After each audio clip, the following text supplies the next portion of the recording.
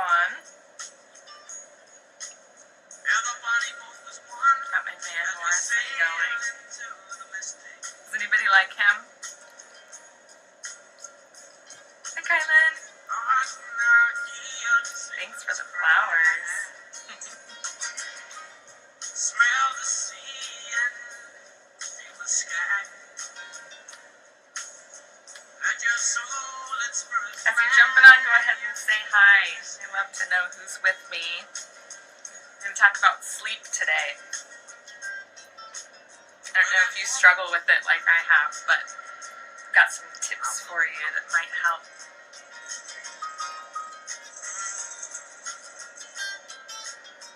Yeah, when the fog comes. Oh, this is my favorite part.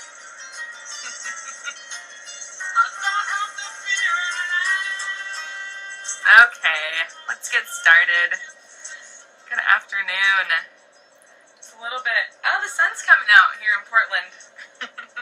It's been rainy, but it's always good.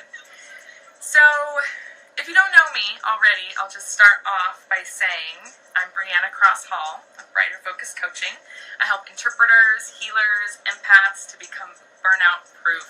This is my big mission, you guys.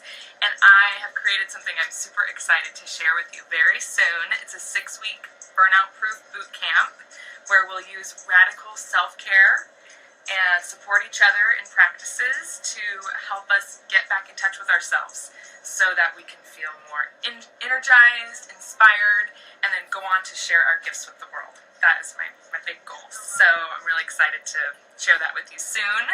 That will be coming. Today, I want to talk to you about sleep, and specifically how to get a little bit more of it and get to sleep a little bit easier. So, I have 3 tips for you that I'll be sharing. Does anybody struggle with sleep? Go ahead and put in the comments, and if you're joining me live, hello, and thank you for being here, and if you're watching on the replay sometime later, also thank you for being here, and please just go ahead and comment as you would if you were here live. So I love to have these conversations with you guys, and I learn just as much from you as hopefully you do here. So, sleep. How to get to sleep with more ease. You know how, if you're a parent like me, you get the kids to bed. By the time you get them to bed, you're exhausted, but you're also really craving some me time. And so you stay up way too late, ignoring your own tiredness. You get that second wind, and you might be up until 12, 1 o'clock in the morning before you finally collapse into bed, and your body is exhausted, but your mind is wired, and it's going, and it won't stop. That makes it really difficult to get good sleep. And so I want to share with you a couple of things that might help. The first, and I love this, is get on the sleep train. I learned this from a couple of naturopaths in Portland. And I just love this concept that thinking about our circadian rhythms and how our bodies work in terms of energy and daylight and nighttime, how sunlight affects us. There is a period of time that you'll notice in the evening where you start to get naturally sleepy.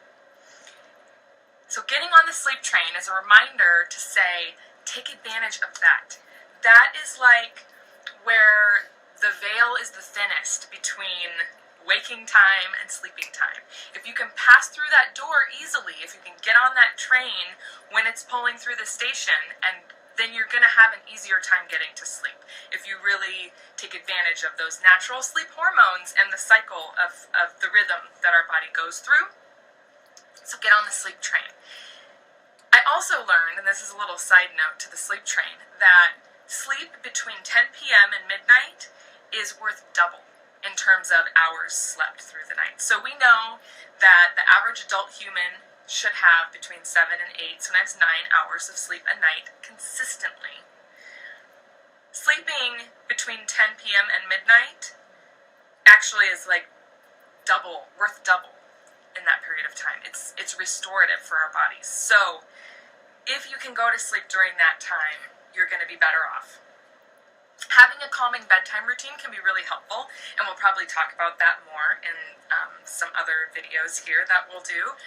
but just knowing, have a routine where you get yourself calmed down before bed can be really helpful. So that's the first one. Get on the sleep train as it comes through. Don't ignore that feeling of tiredness and push through. The second is, instead of counting sheep, count your affirmations. I just learned this from a video that I watched of Wayne Dyer, and I love it. It's been so helpful for me. Instead of, and my brain likes to race at night. It likes to think and go. It's like a dark, quiet time. Perfect. I could be as active as I want to be. No, I want to be sleeping. So counting your affirmations during that time can be really helpful. Just maybe even cycling through 3 or 4 affirmations that you really like. And if you're not familiar with affirmations, they're a statement in the present tense, a positive statement of something that you want to embody. So for example, one that I'm working on right now is, I always respond to my intuition. That's an affirmation that I have. So often it's something that you are wanting to bring into your life more of. It could be, abundance is rich through my life. I always get just what I need. Just affirming those positive feelings and positive desires that we want to have. It's a great time to do that as you're falling asleep, because you have more connection to that subconscious part of your brain. These seeds are getting planted there in a way that allows them to take hold. But it also provides kind of a meditation that helps to keep our brain occupied so that it's not going off in other directions, thinking about tomorrow, thinking about what happened yesterday, worrying about the things that our brains like to worry about. It gives a little bit of an anchor.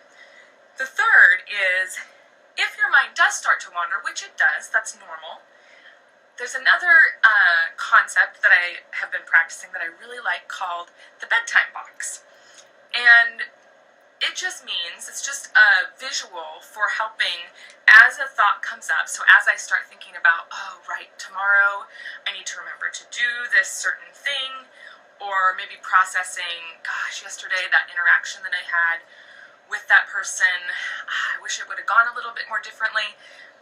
Bedtime is not the time to practice those. And I want to train my brain to get into the habit of not using that time to process. So I imagine this box that I have sitting next to my bed, and when I notice that I've gotten carried away by a thought, I will visualize putting that thought into the box and closing the box. And it's just a way to go, you're valid, I see you, you're here, and not right now. We're not going to think about that in this moment. And then going back to the affirmations. So, 3 ways that you can get to sleep more easily. Try them out. Let me know how they go. Please write in the comments if you have other ways that help you get to sleep that you can share with other people, because this space for us to learn from each other is so helpful in terms of caring for ourselves and helping each other care for themselves. I want to create that space here for you. So, if this message resonated with you, if it inspired you, Jennifer, I'm so glad you're here, and I'm so glad that it's helpful. Please share it with others.